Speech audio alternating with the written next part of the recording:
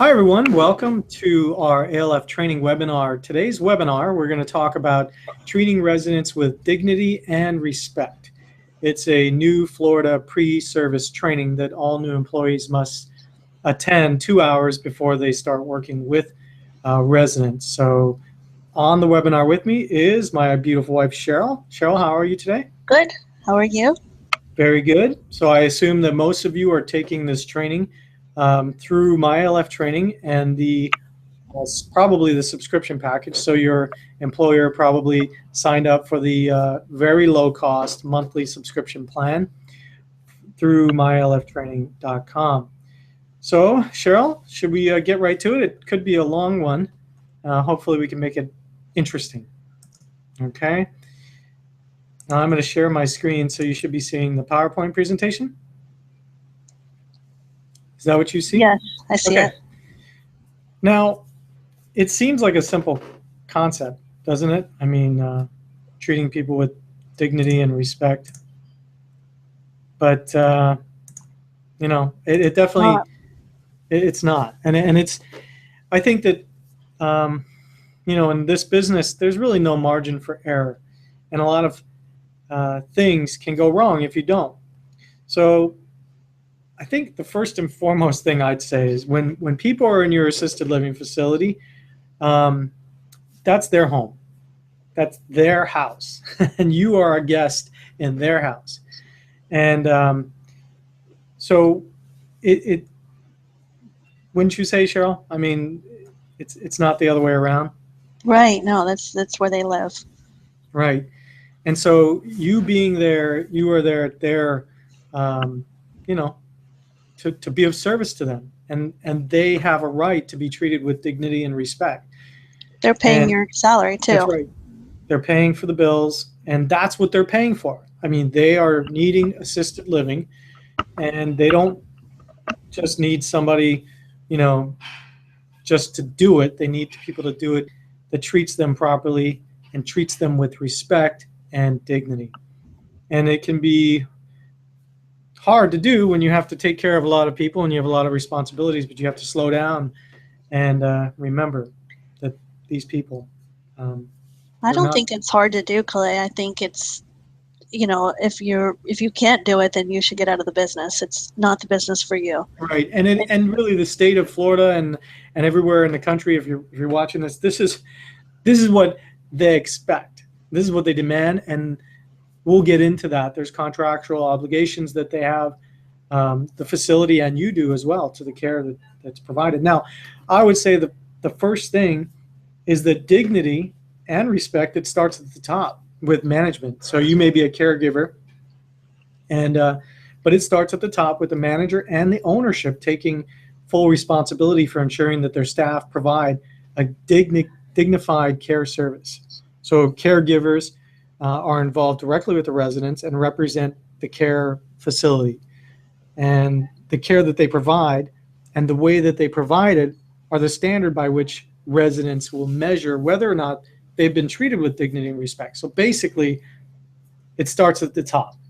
And you need to be provided the tools and the support system to provide good care. And wouldn't you say, Cheryl, like that is a big ingredient? I mean, we're saying, you know, often management as the people that are training this different staff members on the property too. So lead by example. If you're providing good quality care, then you're going to have your caregivers and other staff look up to you and mimic what you do. Right. And actually, I mean, this is a great point. We, as managers and administrators, we treat our employees with dignity and respect because that's what we expect them to do to our residents. So how you treat your employees, it should be, but let me say this. If your management team is not treating you with dignity and respect in a way that you feel, it doesn't give you the right to act any differently.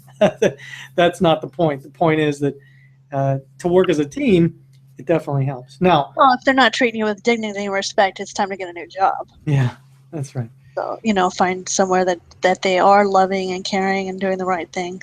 Right. Now, So office staff, supervisors, trainers, managers, finance personnel, they may also have contact with residents, and their roles impact on residents. So they'll have a part to play in encouraging a dignified service, right? I mean, everybody, it's a whole team, not just the caregivers. Okay. So let's move on. So it starts with training and management, and we touched on that.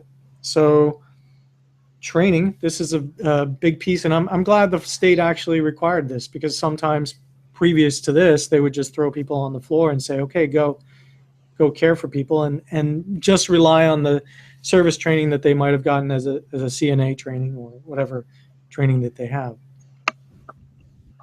So, and we talked about that it is not just caregivers, it's everybody. Everybody plays a role in that. So if you're a person in the finance department or training department and you're just blowing by somebody and not stopping and saying hi and doing those type of things, then, you know, your other staff see that as well.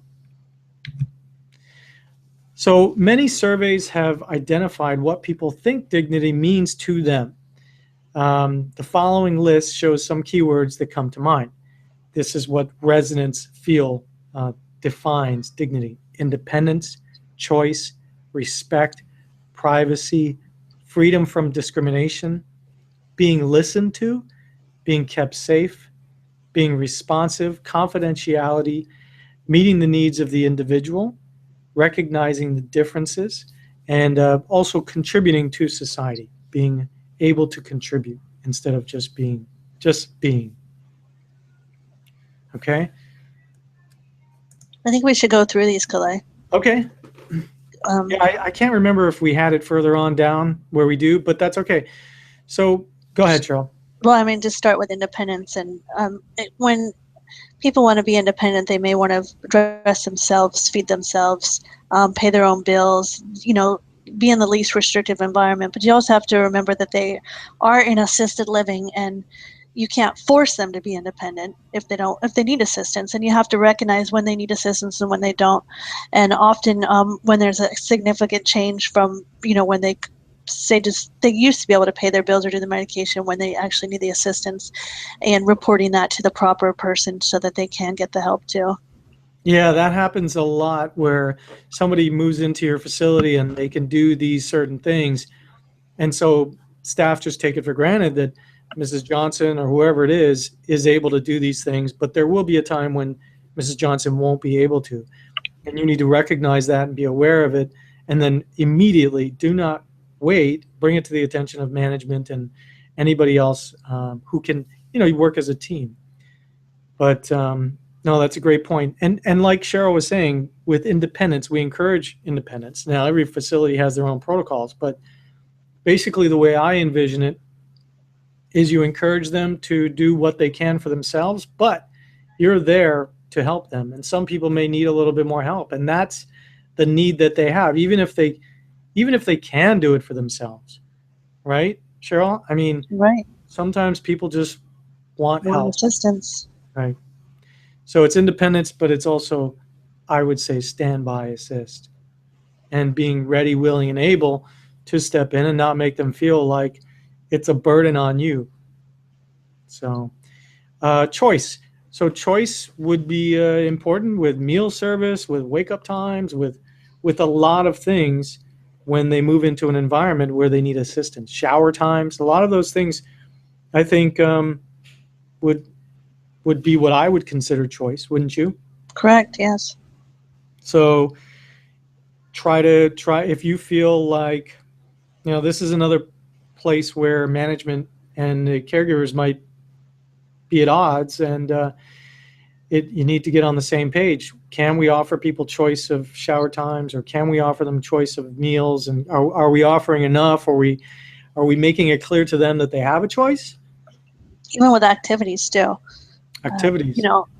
Not just schedule your activities and not give the residents any input. They may not like what you're offering, and they might like a choice or a variety. Yeah, really working with your residents to find out how you can meet their needs and how you can and make it happy. I mean, this is the end of the line for most of them. It's just their last final days, months, years, and Why not make it special for them? And cater your activities, your menu, everything you can as much as possible. Remember, this And is, in fact, the state wants you to do that too. It's not just no, that's true. the right thing to do. It's a It's lot of it's required. required. Yeah, right. So, you as a caregiver on the front line, so to speak, you're kind of the eyes and ears for people as well. So if you feel like maybe you're trying to get somebody to go to an activity, or you're taking them to a meal service, and they complain that, they never really have any, of this, or I like this kind of activity, take it upon yourself and just bring that to the attention of somebody, so that that person's voice, their choice there is being heard. Okay. Respect. Respect. So, I mean, these are not children, right? Sometimes they may seem not as capable, and I think when you're a homemaker, or you work at home, maybe you might just carry over the way that you treat your kids to the way that you treat your residents, and that is not respectful. Like, your kids have to respect what you say, but these people you're in their home, in their assisted living, you need to treat them with respect. And I would say it goes beyond. A lot of people might say, I am being respectful, but it's the tone, it's the way you say things. For example, if I were to say, Mrs. Johnson, you need help with your shoes? Or instead, Mrs. Johnson, do you need some assistance with your shoes today? I'll be more than happy to help. There's a different way of saying it. And I think one would convey respect, and one way would make them feel uncomfortable. Cheryl, privacy? Privacy is important. You can even privacy with just medications. The first thing that comes to my mind. People may not want other people to know what kind of medication they're taking, so it's important when you're doing your med passes to keep it private, not announce medications, and follow those rules. Also, privacy with showers and getting dressed. Think about how you would feel. You don't really want to undress in front of people or have the door open. We had a situation at our facility where a resident had a bowel accident at the table. Now, she wouldn't want the caregiver announcing to everybody you're acting frustrated. You take the person to the bathroom privately and take care of their needs without embarrassing them. Good point.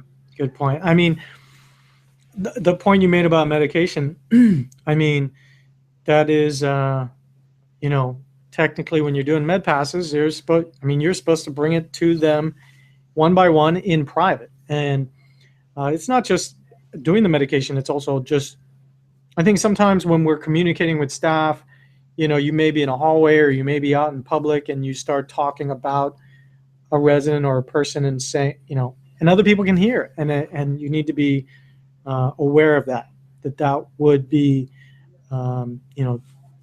not something in line with their privacy. So freedom from discrimination, okay? That should be an obvious one. Don't discriminate. Being listened to. Now, we mentioned earlier about the activities, how they might have voiced a concern, or something that they're not happy with. You got to listen to them, and you got to respond. Cheryl? I stepped off for a call, sorry. Oh, I'm sorry. Okay. I was talking about being listened to, how... Correct. I wasn't listening to you, was I? You're not listening to me. That was disrespectful. But anyway, being listened to. That's a big part of customer service. Caregiving in this industry that we're in it's a lot of customer service. And people want to be listened to, and they want to be offered a solution, or they just want to voice their concerns. And we've had these residents, and they complain a lot.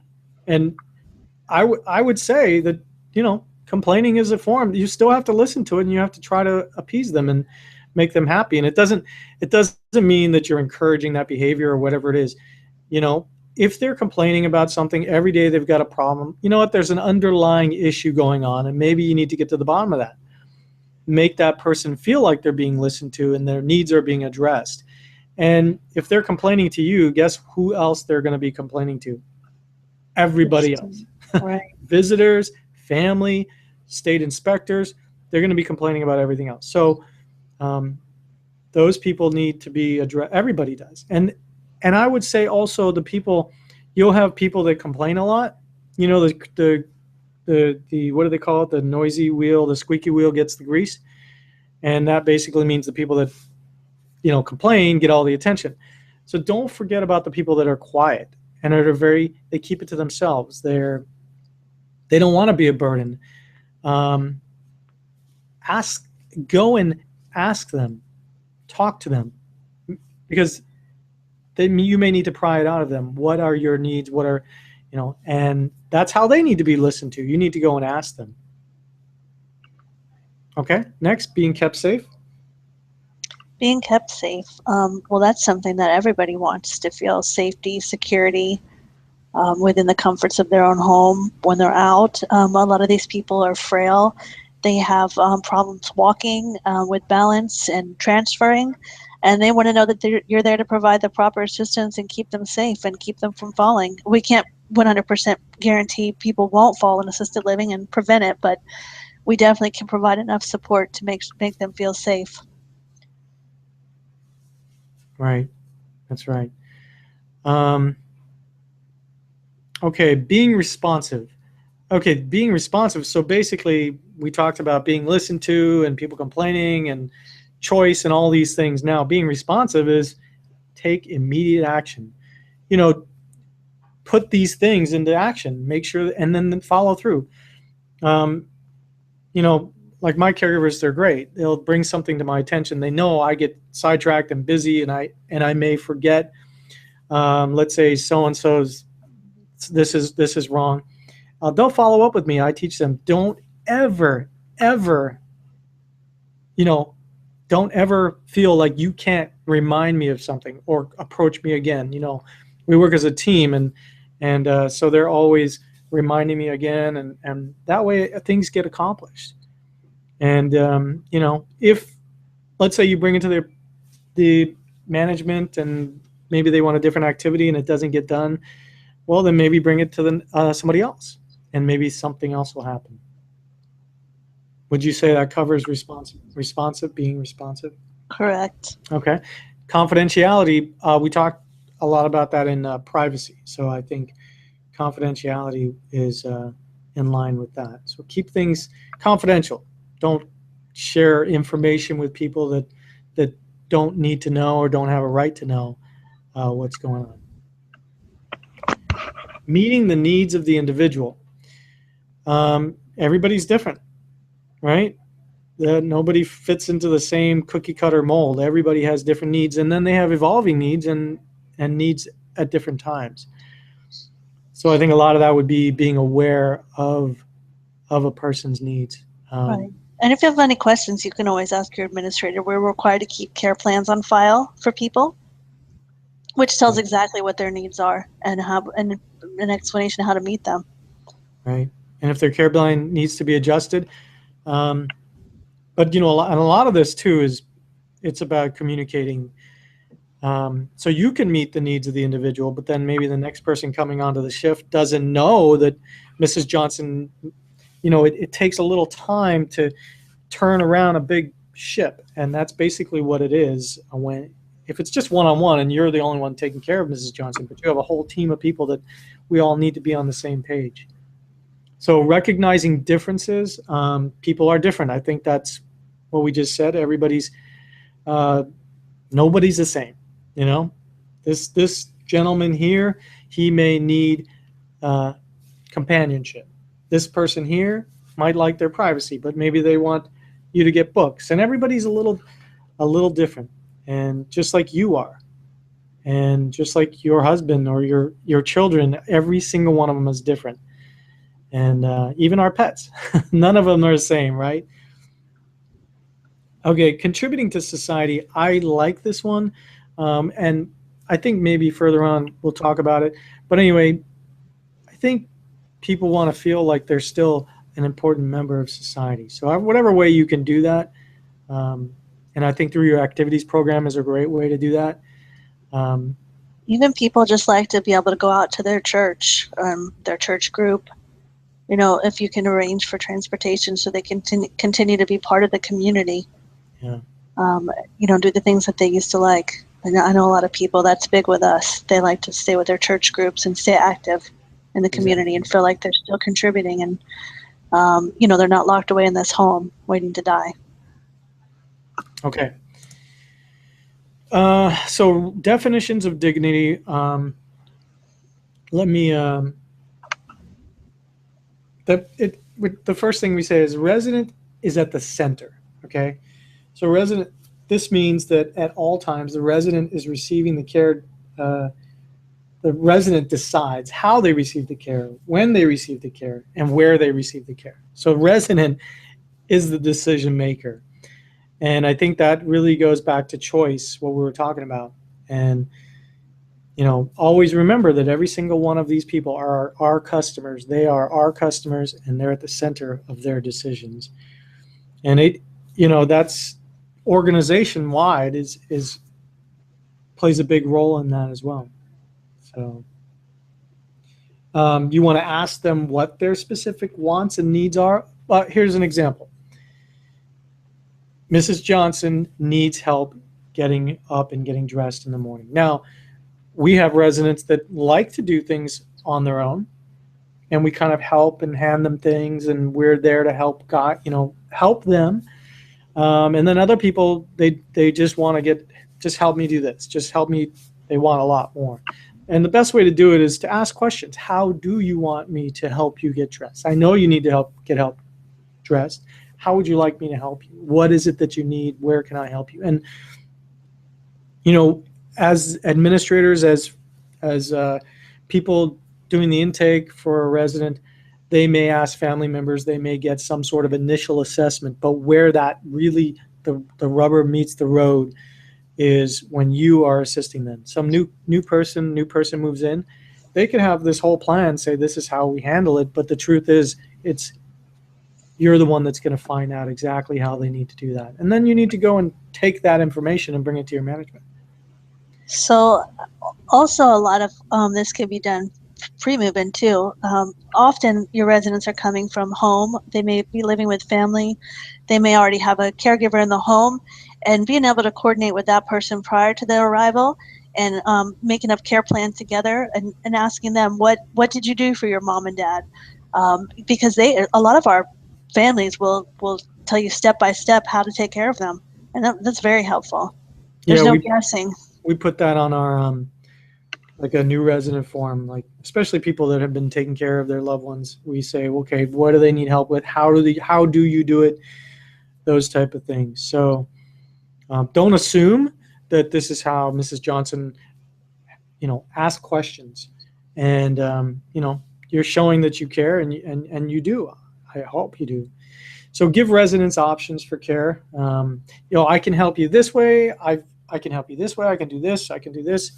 Give them options and let them make that decision. Ultimately, the resident is in control of their care. That's the main point here, right?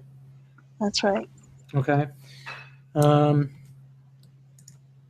Okay, so being patient is a sign of dignity and respect.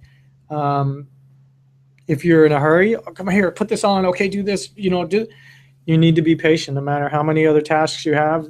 That moment, you need to be patient. It's not like getting your kid dressed for school, right? Like, well, sometimes I lose patience with that. there's a difference. Oh, yeah. But, it's your child, so. Exactly. You're teaching them.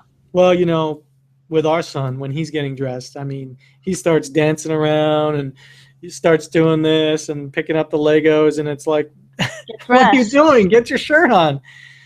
Oh my gosh, brush your teeth 20 times. Right. Anyway, but being patient, another part of it is, when you have residents with dementia, they may ask the same question over and over and over again too. And that's something you have to, if you're going to choose to work with people with this sort of ailment, you have to really understand them and understand that, it takes a lot of patience in this business. Right. Right. So be patient. And once again, it starts at the top because, you need the right staffing, but that's not an excuse. So No, not at all.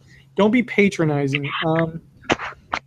So basically, using patronizing tones of voice, expressions like honey, sweetie, or talking to somebody like their child would be something that's patronizing.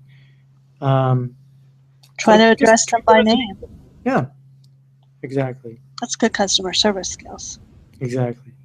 And, Mrs. Johnson, Mr. Johnson, those are things that, and they may say, call me John, call me Barbara, call me, whatever it is, but that you can even ask them, going back to asking them questions. How would you like me to address you? Can I call you John, Mrs. Johnson, or just start with that? And then if they tell you otherwise, then that's it. You want to make them feel safe. And we touched on these. So residents like to feel safe and that they're in safe hands. And, being capable hands too. Yeah, being patient, not making them feel nervous. People are very afraid of falling because they've seen friends and other people who've fallen, breaking a hip. Maybe they've broken a hip before, and they've seen them like they go through this decline really quickly once things like that happen, and they don't want that. And some people are very fearful, and those are some of the reasons why they might want to take their time and be cautious. And so you want to make them feel safe, and if that's what they need to feel safe, then that's what they need. So you might need to check on people a little bit more often and make them feel safe. Okay, be aware of pain. I mean, it seems obvious, but I can tell you that a lot of residents don't want to tell you they're in pain, just like I'm sure people who don't want to go to the doctor. Maybe it's some sort of denial, whatever it is, but or maybe they can't express themselves. So you need to be their eyes and ears, and if you think they're in pain, you need to bring it to immediate attention. Okay. Be aware of isolation and loneliness. I think that's pretty common in assisted living, isolation and loneliness. Definitely. And we have another training course that we've done called encouraging residents to participate in activities. And I think a lot of times people will have a tendency to isolate themselves in their room or whatever it is.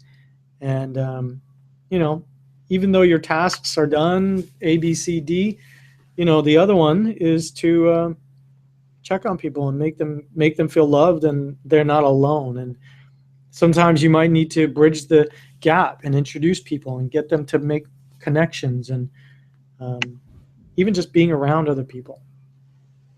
And you can also, if you notice this change, you can also let their family members know. Exactly. Well, you definitely want to bring it to the maybe attention they of want people. to visit. Sure. Maybe they could visit more often or do something different. Put a little guilt on them. Right? Yeah, exactly. But let's see here. Be aware of privacy. Now, we touched on that again, but privacy is something that they deserve. They have a right to. Okay. Now, helping people help themselves. We touched on that in the beginning, talking about independence. People want to feel like they're still able to do things, and helping them help themselves is a very important part. What does Jerry Maguire say? Help me help you. Help me help you. And the only way you can do that is if you're really listening and you're asking questions and you're helping them. Okay.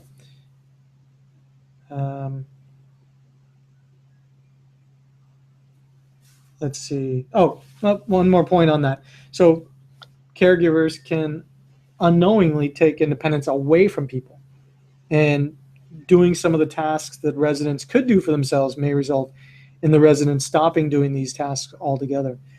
So, for example, if a resident was able to dress themselves and the CNA comes along and helps them dress the resident may stop doing this task, which results in their independence being reduced. And it gives, it might be more time consuming, but the resident should be encouraged to maintain this independence. And that is what it means, helping them help themselves. But you also have to be aware that just because they can do it and you think they should do it because they should maintain their independence, you will have some people that don't want that, and you can't make them. So understanding cultural and religious needs, okay, and don't discriminate against them. So all residents have their own beliefs, and staff should respect and enable these beliefs, unless they're really racist beliefs, but you're going to run into that, and you need to be aware of that. So, for example, if someone has specific religious requirements, such as fasting or praying, this should be allowed to happen or help to happen if the resident is unable to do this for themselves. So, touching on beliefs, you are going to run into people that may say racist things or say things that you don't believe, and it's really not your place to try to correct them or to change them. You just have to let it go. You just have to move on past it. I know it's hurtful, but I don't think they mean to hurt you. But as a caregiver, I would definitely report the behavior to management. True. Oh yeah, absolutely. And but you don't have to take it upon yourself to, people are difficult sometimes, but I would definitely report it to management and hopefully they'll have a solution for you. Yeah, but don't take it personal. Don't take it personally. Okay. Treating people with respect, listening to people, acknowledging, and respond promptly. Let's see here. Respect is about understanding the resident's values and views, appreciating these views rather than ridiculing them, and working with the resident to enable them to exercise their values. Listening to people. This is about establishing a relationship with the resident, listening to what's being said and what's not being said, or what's being nonverbal communication as well. Right? We talked about that, about people being silent. So nonverbal, do they look scared? And that's a way you need to listen. And then acknowledge and respond promptly. So responding to the resident's requests of the resident, it shows that the caregiver or the management or the staff is listening and treating people with respect. So somebody makes a suggestion or a complaint or whatever it is, not only do you respond and take action, but you also, I would say, follow up and let them know what's going on. Definitely.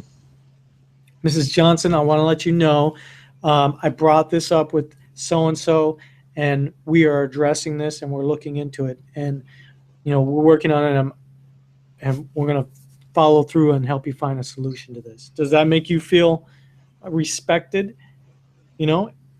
If you had an issue at the dry cleaner and they ruined your shirt and you went in and you were upset and they said that, I think you would feel like you were important, and that's the point. So we talked about privacy, we talked about confidentiality, and all of that goes into HIPAA and the Health Insurance Portability and Accountability Act. It doesn't necessarily sound what it is. I mean, it's both Health Insurance Portability and Accountability Act, but it is about privacy. Initially, it was about privacy of records and how you handle things like that. But the state can lump in a lot of things when they're doing an investigation or they're doing an inspection. They can just be observing you, and basically you could be violating somebody's confidentiality, privacy, or a HIPAA violation, and the facility would get a citation. Cheryl, you gave an example earlier. You have another one? For HIPAA? I mean, I just have an example when we were surveyed once and they got upset with us over a HIPAA violation. Right. We had bulletin board where one of the residents and their family, they wanted to put up a note about something about the residents' care. I remember it was just maybe something as simple as limit, resident A's diet to only 2 bananas a day. And we had it up on the caregiver board for staff, and they didn't like that. So they said that was a HIPAA violation. Well, yeah, Very because care. it's But actually so you have to. I'm sorry, go ahead. So I think you have to be careful about posting information about residents in the facility and records and where you keep them and who has access to them. Yeah, it was a private area, Right, but it was. the door was open. Well, we And fought that, and we didn't get a ding for it. But I'm just saying, just be aware that they're looking for those things. right, so when it may not even be you, but let's say you It was a notice, family that put it up. right, exactly. And let's say it's not even you. You didn't do these things, but you walk by some publicly accessible area and you see a note like that. That would be something that you need to take it upon yourself as part of the team to say, we need to make sure that nobody can see this. This needs to be in a different area. Take it down or address it to management right away. If you see other caregivers or other people talking loudly about somebody's particular care within earshot of that person or other people, that would make them feel, if Mrs. Johnson can hear you talking about, oh, Mrs. Johnson now needs help going to the bathroom, and Mrs. Johnson had an accident, so the caregiver had to go clean it up, and you may be just communicating things that need to be done, but you need to do it in a discreet way that doesn't make that person feel like, lesser of a person or somebody in need.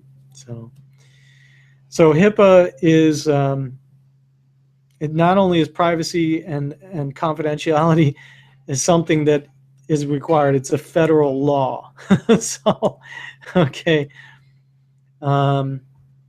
Now, I'd also say, before we change the subject, it would also include people coming in that you don't know, asking questions about somebody. Other residents are nosy. And sometimes they may say, well, what's going on with there? Why is that? What's going on with Mrs. Johnson? And or people you don't know who come in, and you need to be careful of who you disclose these things to. Anything about their medical condition or their needs or their medications or anything like that. So if people ask for things, then say, let me get your name. Let me go talk to my manager and see if I can disclose any of this to you. Okay. So the personal information, care, and treatment of residents should remain confidential at all times unless there's a specific reason for not doing so. If there's a reason why confidentiality may be broken, this may be discussed with the resident. And usually there's some sort of form that somebody can sign that says, yeah, I agree to let this person discuss. But that's not really on you, okay? So that's probably your management. Okay, so let's talk about some poor practices with regard to dignity and respect. Environment. Okay, Cheryl loves this picture here. But the environment the resident lives in can be an offense to their dignity. So furniture in disrepair, like in this couch that we have in the picture, the furniture could be soiled, stained, ripped. Now, not only is it that offends their dignity and their respect to live in a clean environment, it is a state violation. The state inspectors will come in during their normal visits or complaint investigations. They see these type of things in disrepair, and you will have to get it fixed. So it's good if you could bring it to the attention of management, because that's what they would want. They want these things fixed or cleaned or whatever it is. So furniture in disrepair, torn or soiled linens, stained or damaged clothing, proper attire. Now, a resident may want to wear pajamas. And if you're going to the dining room and they're wearing pajamas, it's their choice. But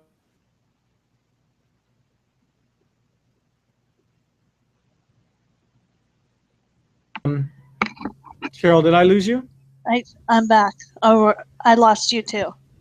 Oh, was I? You Okay. completely cut out. So Okay, what part did you hear me? The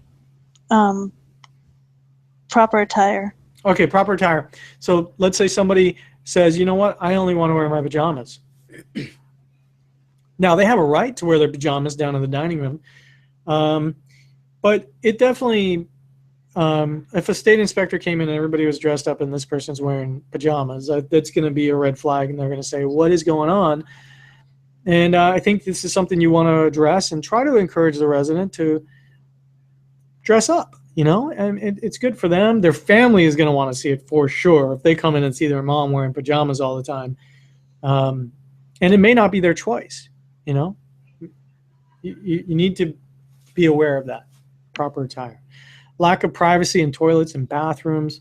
What that would mean is, like, if a door isn't working properly and it's open to people seeing, or it's like a curtain that closes but the curtain's not closed all the way, or it's like a sheer type of curtain. Those would be things that would be an environmental poor And practice. also, when you have someone in the bathroom, make sure you shut the door behind them so that they have that privacy. Right. A lot of times it falls on you, the caregiver. Exactly. So maybe the doors don't lock. Um, now, sometimes locking the bathroom door, you might want to have access both sides to make sure that you could get in if something happened. But you want to make sure that people feel like they can have privacy if they want it. So actually, that's a state requirement as well. Poor access to bathrooms, toilets, lack of a quiet room, so place where people can get away and be not just in their room, but a quiet place they can go to outside of their room. Mixed sex accommodations. I don't really know what I was thinking when I put that, but Well, I mean, giving a choice of, like in a facility with roommates, if they don't want to house in the same room as a male, female doesn't want to house with right. opposite Oh, sex, I well, mean, they they have need a to have choice that of their choice. roommates. Exactly. And you know what? Correct. That's And a husband good and point. wife, too. Yeah, they could say, I don't want to live with that person. And I think some days you say that to me. But What? yeah, like, let's say somebody says, oh, I can't stand being in this room with that person. Now, the state wants them to have a choice of their roommates, if possible. And so bring that to the attention of people. Don't let that just fester. Poor furniture or accommodations. So once again, furniture in disrepair, but also just, poor furniture, just bad taste. Bad taste, would you say? Sure. I mean, Right. Ugly furniture. people, things that don't match, right? Like, Well, spend a little money. Don't get everything from the thrift store. yeah, You can go to try to Rooms to be, Go or those, get some really good deals on furniture packages. And hire a shabby chic consultant, right? I mean, right. We'll just buy right out of the catalog. right. Okay. Now, next, poor practices, staff attitudes and behavior. So lack of privacy, being patronizing or disrespectful, inappropriate endearments, which we talked about, being patronizing, honey, dear, sweetie, um, being intolerant, impatient. These are things that we touched on earlier. Poor communication. So one good example is somebody can't hear well, right? I mean, we could talk about staff communication and interoperational communication and things like that, but residents can't hear well, and you need to get down on their level, and you need to be able to speak clearly. Maybe you need to write it out. It may take time. You just need to communicate properly. Slow down. Make sure you're communicating properly with people, right? Next is poor operational practices. Now, this is probably, can happen a lot, but insufficient staff and provisions of services. So, if you feel like there's inappropriate staffing and provision, communicate this, address your concerns with people, and make sure that your voice is heard, because if the residents aren't getting the care that they need because lack of these things, then it's still incumbent upon you to let people know, and let them know if you feel like they need more staff because this person is starting to need more care, or that's happening, then bring bring it to the attention. Now, budgetary constraints, same thing. Are they cutting back here, cutting back there? These are poor operational practices, and not adapting to change. So, like we said before, Cheryl, not adapting to change. Right.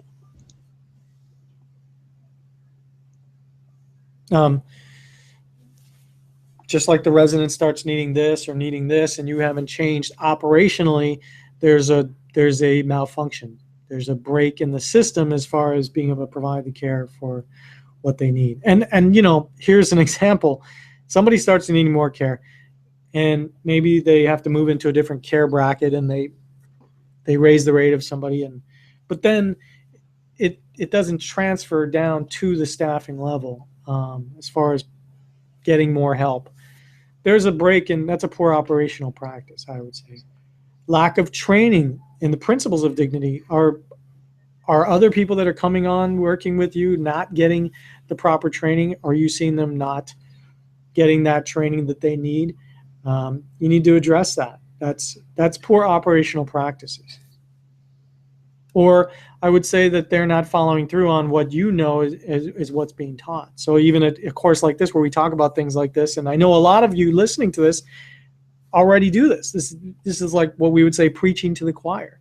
But unfortunately, there's a few rotten apples in the bunch, and they need to know the proper way to treat our residents. Right? Cheryl, are you still there? Yes, I am. Okay, good. Yep. Because I know people get tired of hearing me talk. No, you're a great speaker. Okay, so specific care activities, places where there's poor practices. You want to take this, poor personal hygiene? Sure.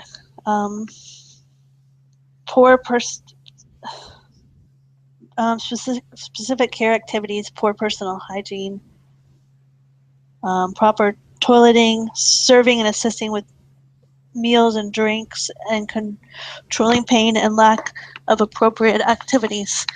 Those are just all things you just need to be aware of, and make sure there's a care plan in place, and make sure your residents are clean and taken care of. Some residents don't want to shower, and they may need to have a sit down with management to make sure that they are taking care of their personal hygiene. Yeah, how can we get Mrs. Johnson to take a shower, or how can we help her if she doesn't want to shower? What else can we do? What other options do we have? You know, these are things that proper toileting. If somebody's having accidents, maybe we need to increase the number of toileting trips we make. And do they need help? You know, with cleaning up after meals? Do they need help with cutting food? All these things, if we're not doing these things, it's a poor practice in care activities. Okay, next is staff attitudes and behaviors. So if other staff don't understand not understanding what dignity and respect means, you need to be part of the circle to make sure that people know. You know, make corrections, and if you see somebody treating people disrespectfully, then you need to bring it to the attention of management, because they would want to know that. I mean, if you can't just be afraid to speak up, you have to have a voice. So general lack of respect.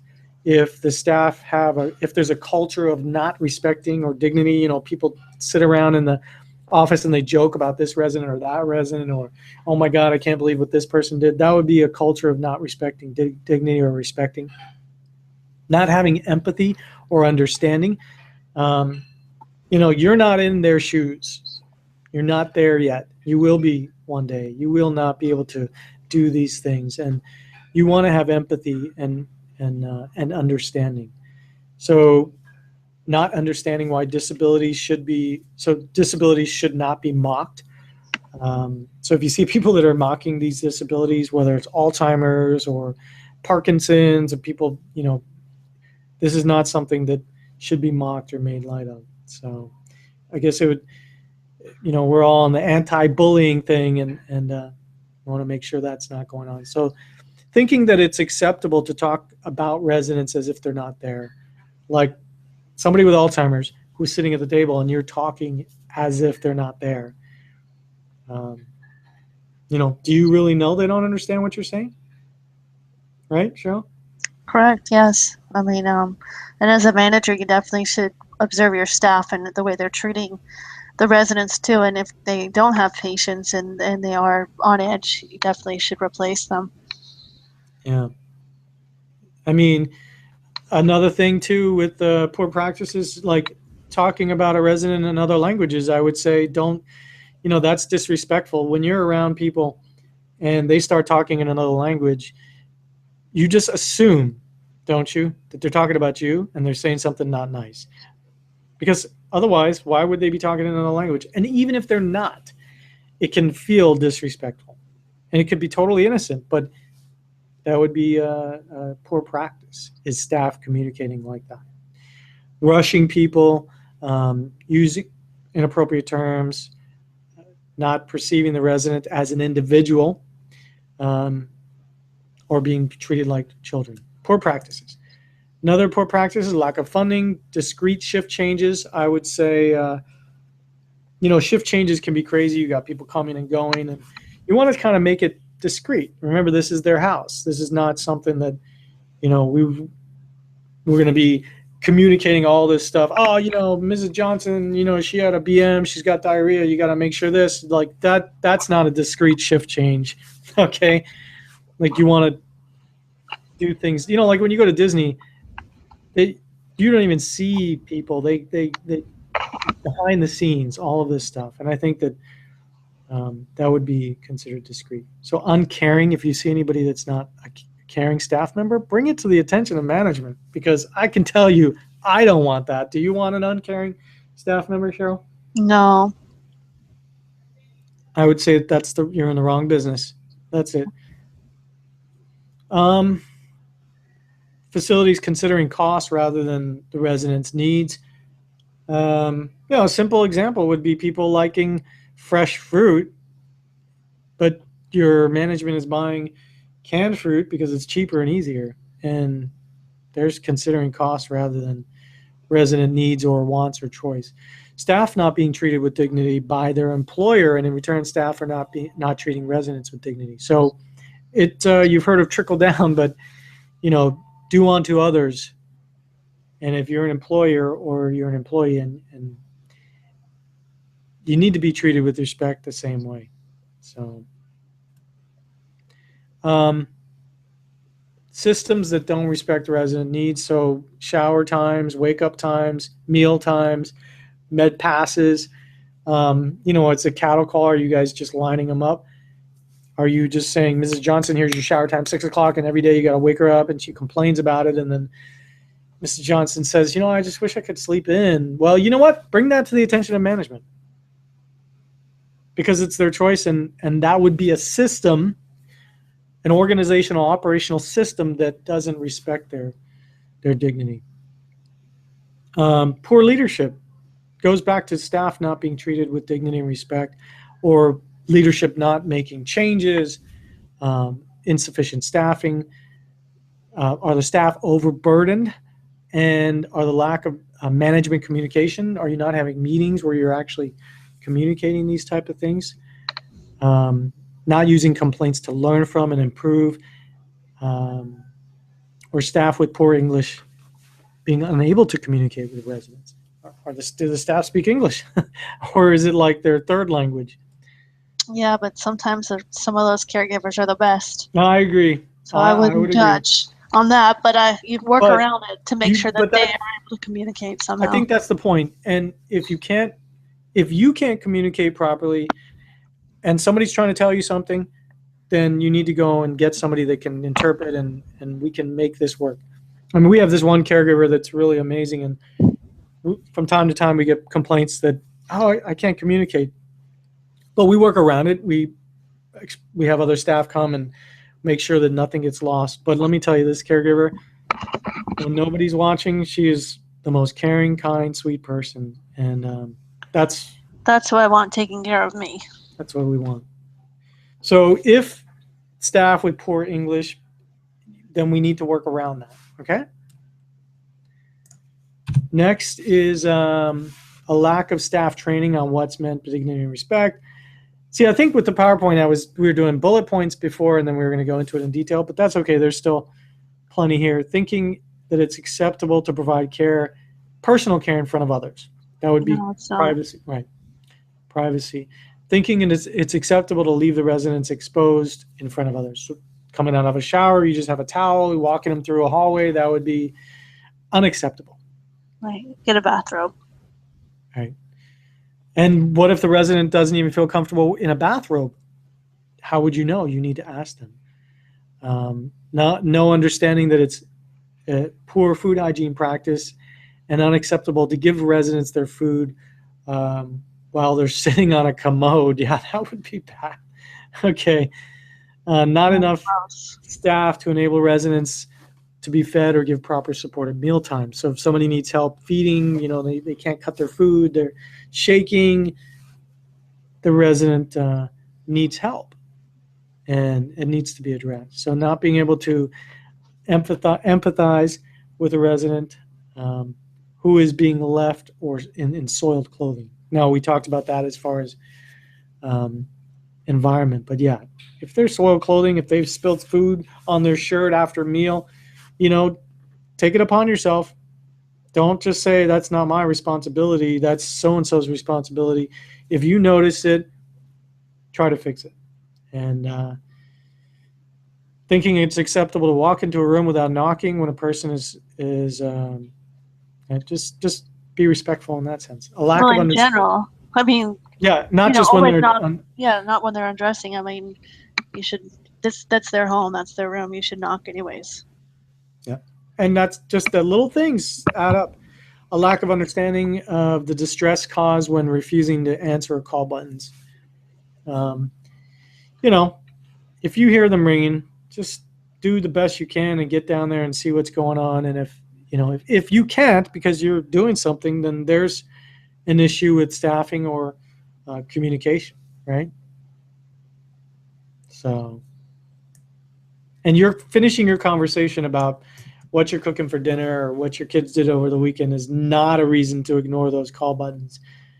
There could be a real issue. Okay. Poor practice, why you must change. Well, residents have rights, and it's clearly posted in every facility. They have a right to a lot of things, and dignity and respect is one of them. So if you and your organization do not change, you are violating their right, and you will get tagged for it. You can get complaints.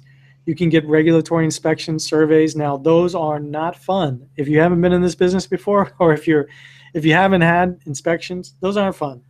Inspectors ask for specific evidence to show the residents receive dignity and respect during their care and treatment. If there's evidence that they're not, they're going to focus on it. And Cheryl, is that the most cited thing, would you say? It's one of the top ones. And it's not just the ACA, the state. It's also the ombudsman that's coming in and looking. I think they look for it more than ACA does too. Yeah, and they'll go and actually interview the residents. Yeah, I think ACA changed. They're doing a lot more of that now. Sure, but I mean the ombudsman for sure that's their focus. And then if they find any problem, they'll report it right to the state, and the state will come in, guns blazing, interviewing, asking questions. So you have to understand that there's a lot of reasons you need to change. Also, the residents actually have a contract with your facility, with your employer, and that the plans are detailed on what their obligation is to this resident. And you don't want to violate these contract terms. So the resident is paying for these services. That's why they're there, okay? And in the end, it could cost you your job. And a poor inspection report or a breach of contract terms could cause a loss of business for your employer and therefore may jeopardize your job. You risk disciplinary action or dismissal if someone was to call in a complaint, which happens every single day, right? Okay. Discrimination, types of discrimination. We talked about discrimination, that they have a right to not be discriminated upon. Now, it would be race, origin, color, language, sexual preference, gender realignment, religion, beliefs, political opinion, birth, um, birth. I don't Birth. really know. Hmm. Maybe where they were born. I'm not sure. Um, Possibly. Disability, marital status, age, health status. Um, Bullying.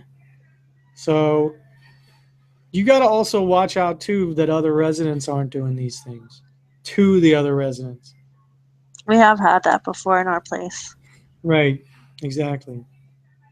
But some people just overstep their boundaries too. They're just Yeah. too nosy, and you Right. have to watch for that.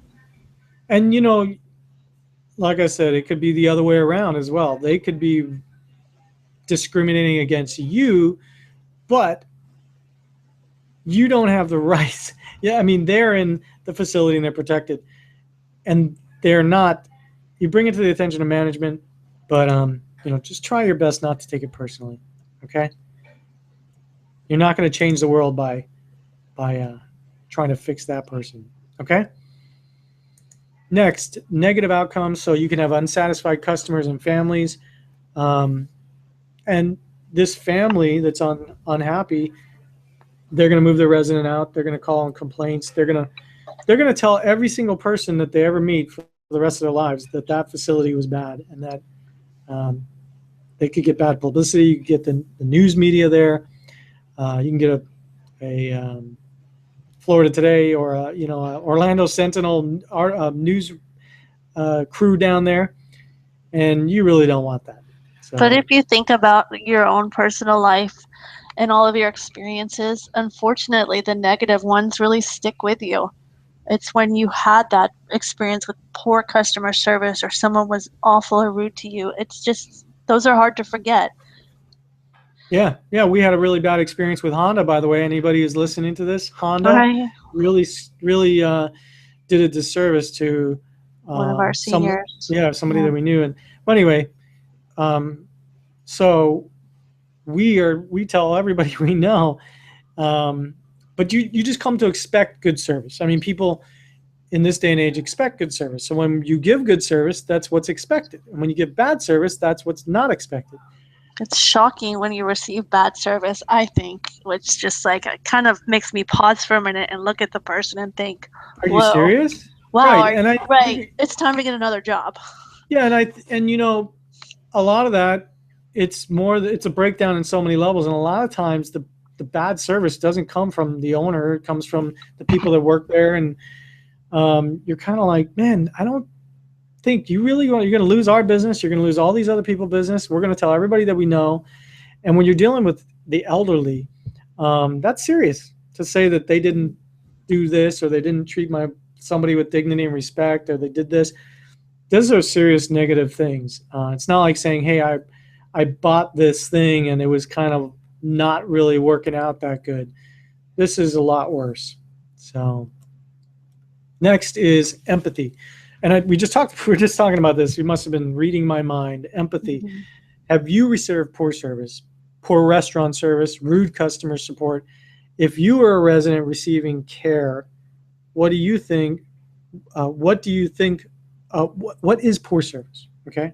So, I mean, it probably hasn't happened that often if you think about it, where you go to a restaurant and you receive really bad service. And well, they're working for tips. They're working for tips. But when they do, it stands out. And I can't remember where we were. We were at a restaurant recently, Cheryl, remember? And the service was horrible. And I remember BJ's. I always tip good, and we didn't tip BJ's. good that time. It was really bad. Terrible. Our son spilled his drink all over the floor, which is annoying. Totally annoying. I get it. We asked for paper. We were going to clean it up ourselves. They never brought paper towels. They never cared to come over and clean up the floor.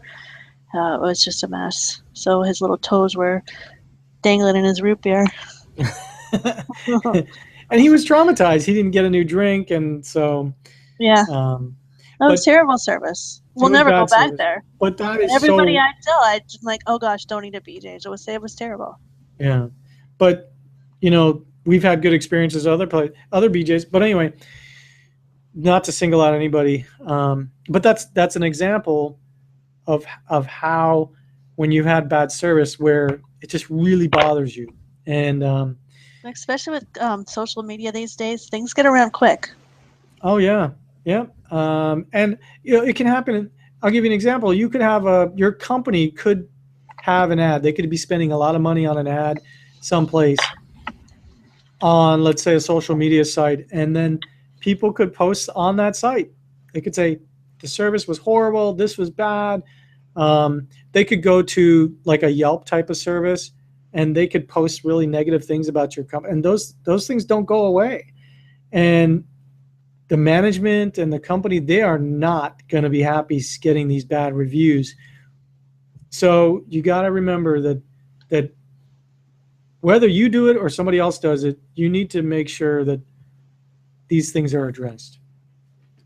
And I would add to that, a little plug here, that if you receive positive feedback from somebody, we'll tell them to go to the careassociation.org website, the Association for Quality Assisted Living, and can you leave that positive feedback on our facility's website.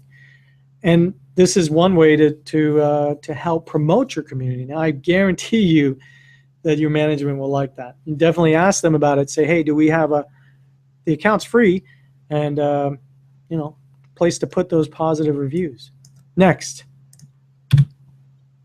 So if you were a resident, what type of service would you expect to receive? I'm just going to kind of go through these things a little bit, Cheryl, unless you want to. I'll just read them for you. You read them. Go ahead. You can take a little break. I need to. Oh, okay. Well, you're good at talking, though. Is that friendly insult service. or a compliment? No, it's a compliment. I mean, okay. You have a strong voice. Okay, go A ahead. friendly service. This is any business, not just assisted living, but especially in assisted living.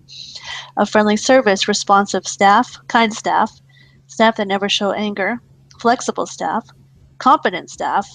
That's my biggest complaint when I go to a business and they're not competent. It just drives me nuts. Polite staff, being treated with dignity and respect. Staff that take their time and do not rush me. Staff are always patient. Staff are talkative. Staff listen to me. And staff ask me what I want to do each day.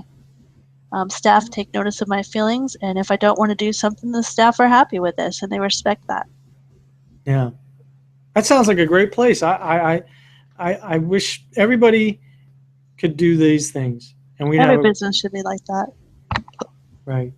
I mean, and I think we talk about it in the slide, but I just mention it that I know our jobs can be very stressful. And you just got to go to work, and you got to start with a blank slate, clean slate, walk in with a smile, no matter how much, the other things in life that are stressing you out or whatever it is. Just remember that these residents deserve that. These are our grandmas and our grandpas and somebody else's mom and their dad, and they deserve these things here. They're paying for these things. And if they don't get these things, there will be repercussions. Staff that are talkative, I like that, because if you have a little spare time, what's wrong with going and sitting with somebody and being talkative, asking people questions? What's wrong with that? Okay. Communication, so best practices. We did poor practices. Now we're in the happy part. Yay, best practices, communication. We're talking about a great place to work where people are communicating and sharing information, and they're being kind. They have kindness and compassion towards people. They have respect for each other amongst employees. They get respect from management, and they have respect for the staff. They respect the family members. They respect people who are visiting. They have autonomy, and they respect end-of-life care as well. That sounds like a beautiful place. All right, best practices, privacy, where we maintain privacy for residents, where we understand that they have a right to privacy and confidentiality. We want to get them together for social inclusion so they don't isolate themselves and become lonely and feel like they have no purpose. And it's hard. Cheryl, how hard is it to make new friends? As you get older, isn't it harder? It is harder. It's harder. You're picky. You have less picky, patience. right? And so just Well, you're set in your imagine, ways too. you're set in your ways. Just imagine you have your friend network that you have, and you have your little social things that you do and how you interact. Just imagine if all of that was taken away from you because you were moved away from your friends, and your friends' lives go on. You're put in this other environment where you don't have any friends. The friends that you have are someplace else, and you need to start over um, at this age with um, no connection between the other people except the fact that you're both there.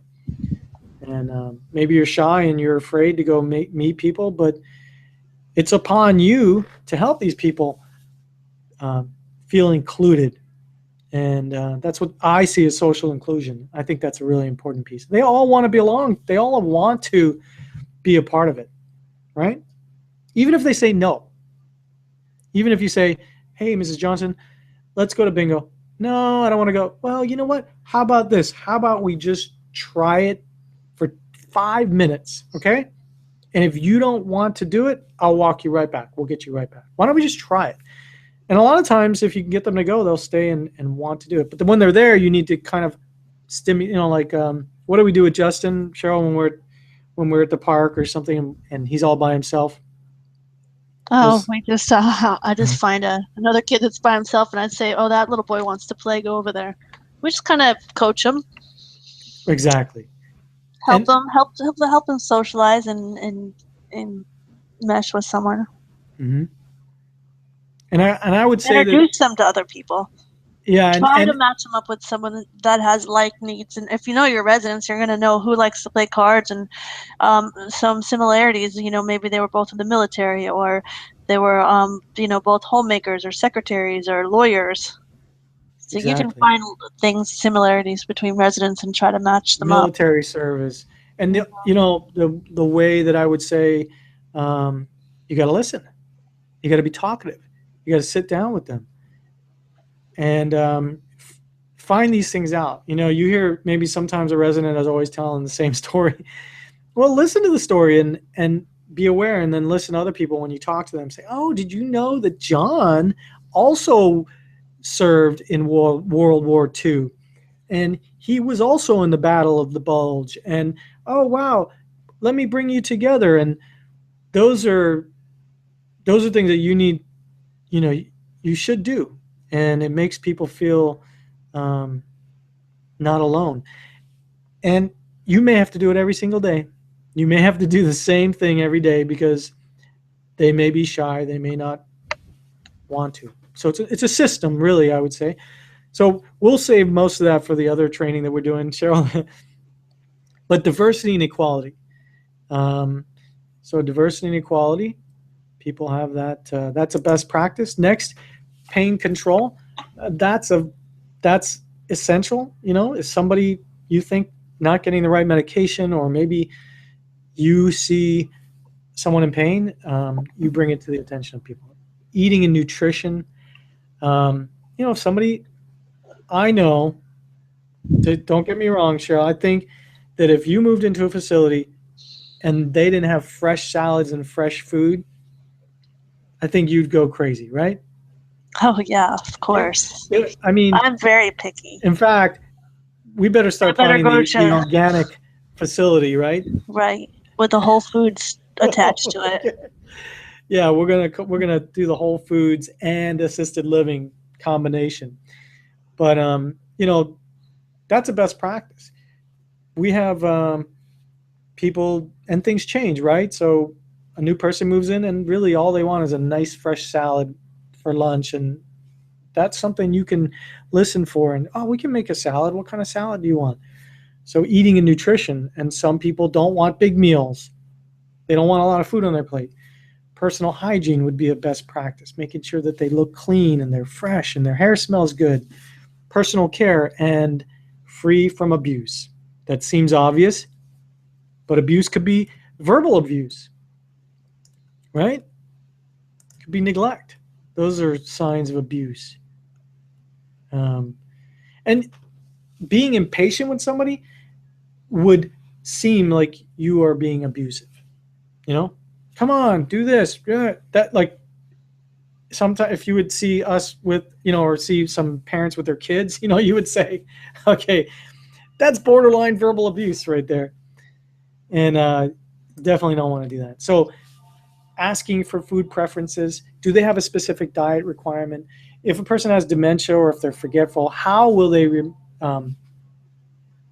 remember if they've eaten? So anything on that, Cheryl? No. We kind of touched that a little bit there. Mm-hmm. You can take this one here. Specific care needs. Well, I have a different slide than you. So does the resident, finding out if the resident needs help cleaning up afterwards, after meals, after activities, whatever it may be, after they've been out on an excursion with their family. They may need to come in and have a shower, have a fresh, change of diaper.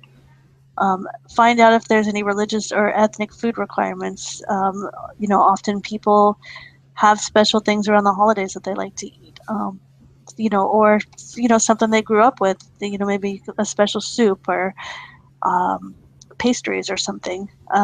Find out if the resident needs help with feeding. Often if you're not paying attention to those things, they may get malnourished because they're not able to feed themselves properly. So that's something you should be looking out for. Yeah.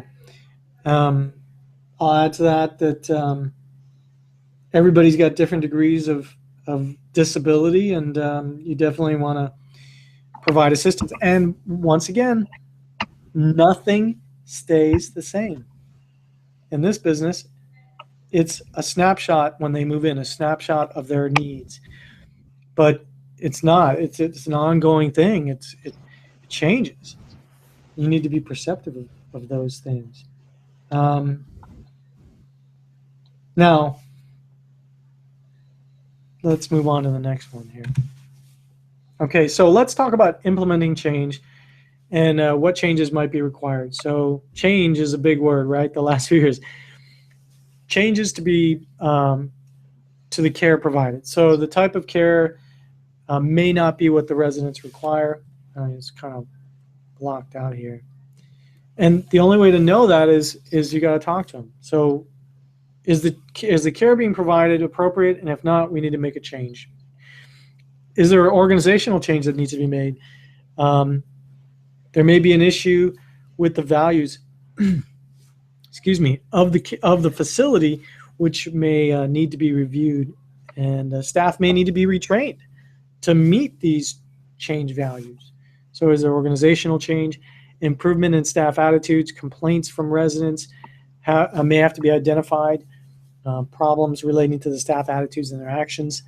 Staff training programs should be developed, and not just developed, but systematic change needs to take place. Structural changes, there may need to be structural changes required in for example, the toilet position, the doors. These things can be costly, but they've got to be looked at and identified, and you can't be afraid to bring it to the attention of management, because in the end they may want to know those things. So, and really, Cheryl, would you say that using the words dignity and respect, if you really want something to happen, go to your management and say, I feel that Mrs. Johnson's dignity is, being compromised because the bathroom door doesn't close. Uh-huh. That'll probably get some more attention.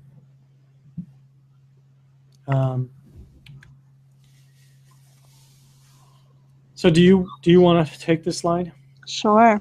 Implementing change. How can the care provided change in only 3 weeks? Can make your staff aware of the changes required and the reason that they were required. Staff are made aware of the implications of not changing. A change action plan would need to be developed. All staff know what part they play in the plan. Staff are kept fully informed of progress being made. Staff are willing to undertake training, and the lesson learned by staff in the training sessions are put into practice. So communication and follow-up basically are the key. Right.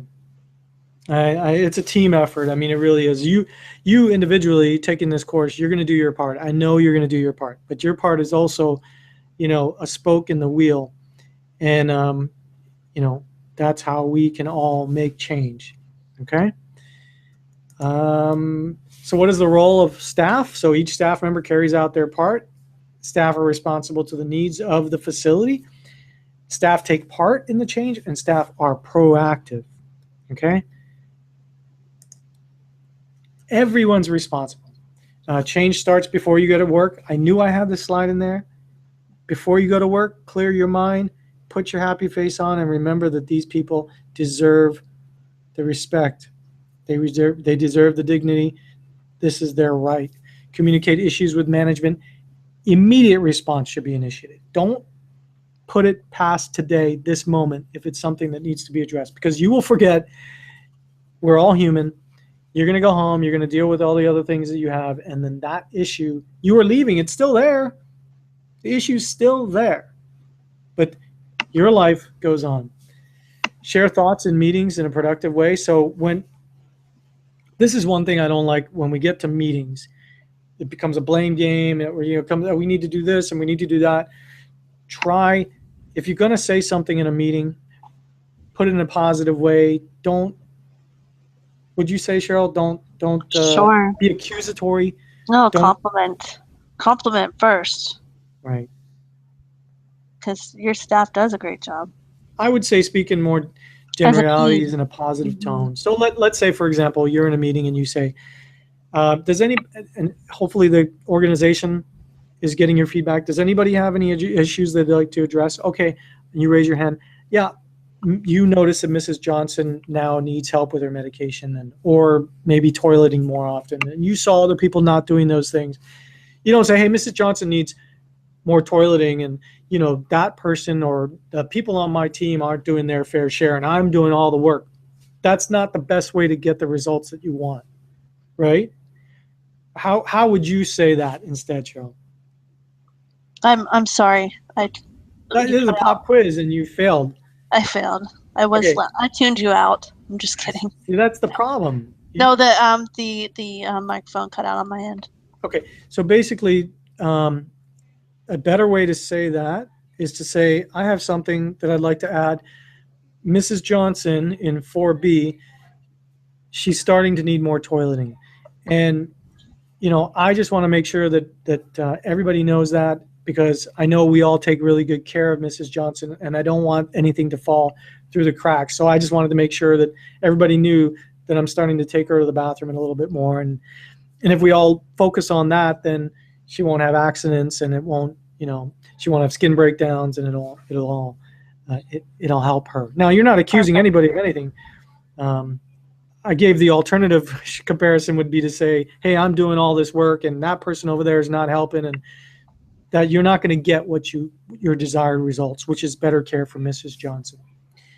And, if management is tuned in, they may come and ask you questions. Oh, well, what this is happening and what's going on. But try to remember, you all have to work together. So share your thoughts in a productive way. Maintain a happy and positive outlook. What is that saying? A frown and a smile, they cost the same, but a smile gets you so much more, or something. I can't remember the saying. I should be prepared for this, but basically it's true. You can choose to be happy, or you can choose to be grumpy or mad or sad, right? And even if you are sad, you can fake it, because the effect that's going to come back to you is going to be tenfold. And in the end, it takes the same effort. It takes effort to be grumpy, and it takes effort to be mad. So, it's your choice. Now, in conclusion, are we at the conclusion? In conclusion. Yeah. The staff are aware of how residents feel when they are not treated with dignity and respect. Staff know what constitutes best practice when providing care with dignity and respect, and ensure that they employ these practices. And staff understand the reasons why unacceptable staff attitudes and practices must be replaced where they exist. That's fantastic. I Thank you for doing the training with me today, Cheryl. You're Let me welcome. end this slideshow. And so anyway, this concludes the pre-service orientation training provided by myalftraining.com. If your facility had you take it through the subscription, that's great. And if you're not a part of the subscription program, I highly recommend that you look into doing it, because prices start as little as $10 a month for unlimited access for your staff and your employees. Okay, Cheryl, anything else to add? No, have a great day, and thank you for listening. Thank you.